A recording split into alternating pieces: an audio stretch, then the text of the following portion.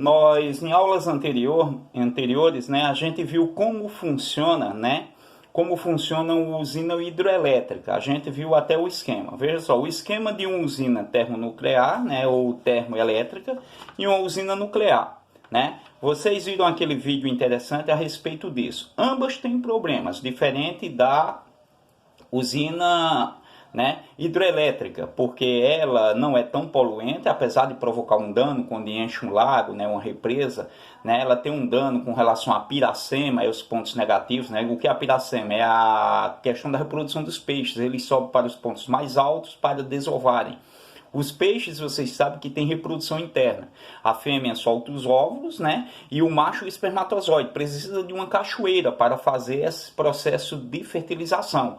E ao fazer uma hidroelétrica, é interessante que você saiba que a maior parte são utilizadas as cachoeiras, onde tem a maior força da água, né? Faz ali a represa, como, por exemplo, em Paulo Afonso. Nas cachoeiras de Paulo Afonso, próxima, foi construída uma represa. Isso dificulta a piracema, ou seja, a subida dos peixes para desovarem. Não é interessante? Então, um esquema de uma usina termoelétrica, ela é diferente disso aqui, né? Daquele processo da hidroelétrica. Existem os pontos negativos, como eu falei para vocês, negativos, que o lago ele passa a estender-se por diversas áreas, né, fazendo o alagamento, né, e muitas espécies ali morrem, como plantas. É comum numa represa ver muitas árvores mortas que não são de águas, né. Também destrói-se um patrimônio histórico que é construído ali na margem do rio, que tem toda a sua estrutura. Em Paulo Afonso, o Museu de Xingó, né, ali entre Paulo Afonso e Xingó, resgatou muita coisa existente naquele trecho do Rio São Francisco, principalmente relacionado aos homens pré-históricos, e colocaram no museu, mas a represa cobriu tudo, né? Foi feito um trabalho arqueológico antes. Também os biólogos fazem um trabalho quando a represa vai subir, né, para a retirada de animais. É muito comum você ver isso na internet, também quando se faz uma nova represa. O esquema de uma usina termoelétrica, ela inicia com o quê?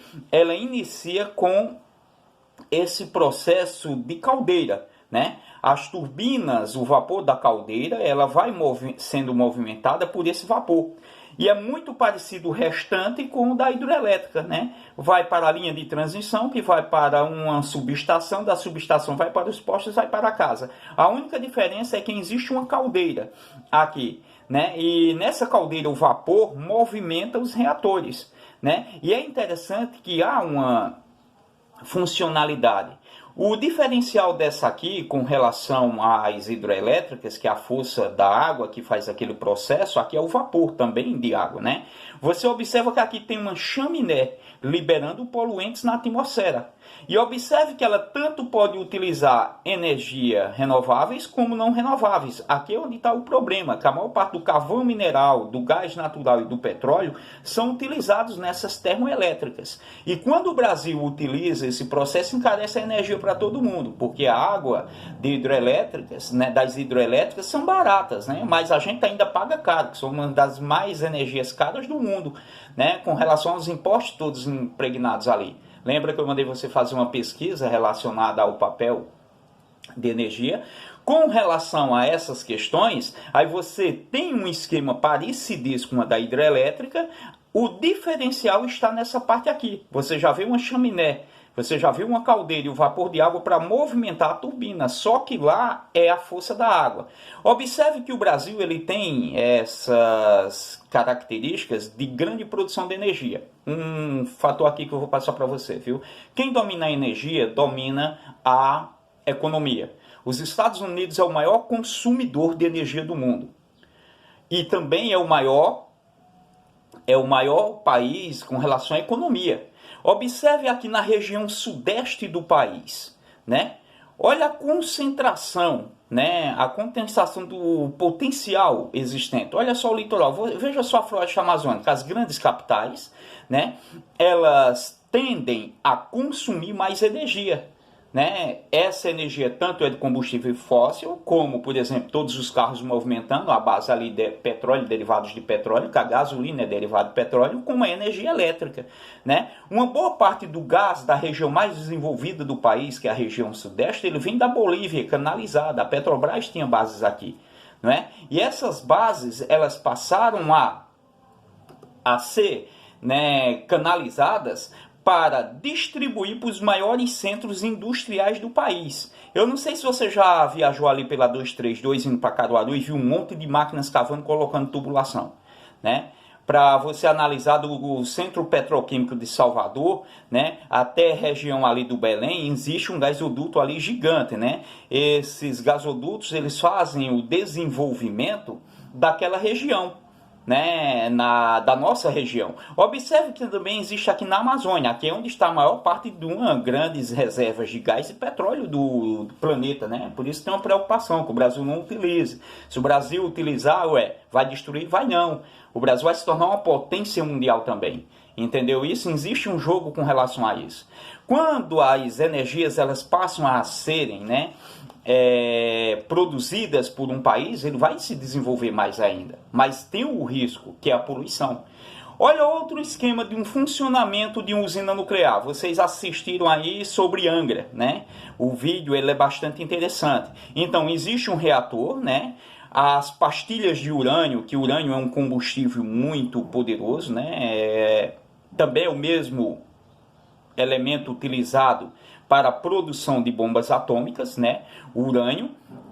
Quando você analisar que essa grande capacidade de produção de energia é utilizada em um reator nuclear, esse reator nuclear ele precisa ser resfriado, né? Existe todo um processo até chegar à linha de transmissão da sua casa. Mas é muito perigoso que qualquer falha aqui, esse material é altamente radioativo, né? E ele sendo liberado, ele vai provocar anomalia nas células, tanto vegetais quanto animal. É comum as pessoas que não morrerem diretamente terem cânceres. Eu não sei se vocês já ouviram falar no acidente nuclear de Chernobyl, assim também como o acidente nuclear de Fukushima, quando houve o terremoto no Japão. O Japão utiliza muito esse tipo de energia. A Alemanha também utiliza energia poluentes, como as energias de combustíveis fósseis, né? Então, a funcionalidade é muito parecida com a hidrelétrica, que é a produção de energia, através de liberação, né, de combustível. Esses elementos eles são utilizados de modo diferente. Então, há um circuito nessa questão de pressão existente em um reator nuclear. E essa pressão, se houver qualquer falha, explode, como aconteceu em Chernobyl, ou se não, uma catástrofe natural, como ocorreu um terremoto em Fukushima. Então, as usinas nucleares elas são altamente perigosas, mas também são seguras em determinados pontos. Mas se houver uma falha, é catástrofe na certa. Há um certo perigo, assim como o rompimento de uma barragem. Só que aqui, o vento vai levando a radiação, que é cancerígena, né? Porque o elemento urânio ele é altamente radioativo. E a radioatividade provoca a transformação nas células. Então, esse combustível, aqui está vendo a palavra em negrito? Urânio é a principal fonte de energia das usinas nucleares. E ele é compactado, trabalhado e libera uma grande quantidade de energia. Por exemplo, as bombas atômicas, né, Hiroshima e Nagasaki, ao explodirem, derreteu a cidade. Teve gente que evaporou, né? Isso na Segunda Guerra Mundial. Parte da cidade ela foi toda deteriorada. E ao analisar a alta quantidade da temperatura, chegou a 6.000 graus Celsius no interior da explosão. A energia é interessante. Algumas são prejudiciais e outras não. Você, ao ler isso aqui, você viu como funciona uma usina termonuclear, você viu como funciona uma usina hidrelétrica, você viu como funciona uma usina, né, termoelétrica. É interessante que você também analise os pontos negativos e os pontos positivos, né? Quando você vai se deparar com isso, você vai observar que existem também outras fontes de energia, o carvão mineral, né? As energias através também do transporte, do gás natural e assim por diante. Essas fontes de energia, elas são produzidas, né, há milhões e milhões de anos, por isso que são chamadas fontes de energias não renováveis. Olha só o pré-sal, onde está acumulado o petróleo, né? Na Bacia de Campos é um exemplo, né? de grande produção de petróleo lá no interior, né, do subsolo, abaixo de uma grande camada de sal, que é denominada de pré-sal. Mas existe também o etanol, o ouro verde. O Brasil é o maior produtor de cana-de-açúcar do mundo e assim também o maior produtor desse tipo de combustível, do etanol. Os Estados Unidos produzem o combustível, né, o álcool, através do milho, e no Brasil é através da cana. E ao analisar que existem saídas para isso, olha só, aqui, os animais, as fezes deles também podem ser coletadas e produzir energia, né? Esse tipo de energia através de biomassa. Observe que o vento também, a energia eólica, é muito importante. O Brasil é um dos maiores produtores, né, de sol e de vento, vamos dizer assim, copiando a presidente Dilma, né? Se tem sol o ano todo, se tem vento o ano todo, para que utilizar energia nuclear? Não é interessante isso? Né? Então, o país nosso tem todas as condições para grande quantidade de produção de energia e se tornar uma das principais potências mundiais. Então, existe a energia eólica, a energia a partir da biomassa. Eu vou dar um exemplo, viu? Teve uma vez que a gente foi aí no Monte Carmelo, com o Monte Carmelo para a Glória do Goitá. E lá em Glória do Goitá a gente viu que tinha uma pousada e o banheiro da pousada despejava, né, os dejetos, né, em uma caixa, né, subterrânea e daqui captava o gás produzido ali com a decomposição ali das fezes e levava para um fogão. Essa tecnologia é bastante utilizada no sul, viu? Que é utilizar a biomassa e a produção do combustível. Então, a própria fezes liberava o gás que era colocado no fogão da própria pousada. A gente viu isso lá. E a gente também viu um pequeno painel solar em produção de energia. A gente também viu um biodigestor, né? É interessante esse processo, porque o homem não precisa destruir tanto a natureza se eu tenho vento e se eu tenho sol.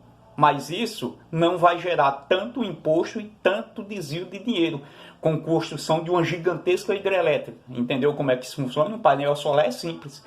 O Chile é um dos maiores produtores de energia solar aqui na América do Sul. E é uma energia limpa, assim como a energia eólica. Tá bom? Então, vamos fazermos um exercício relacionado a isso.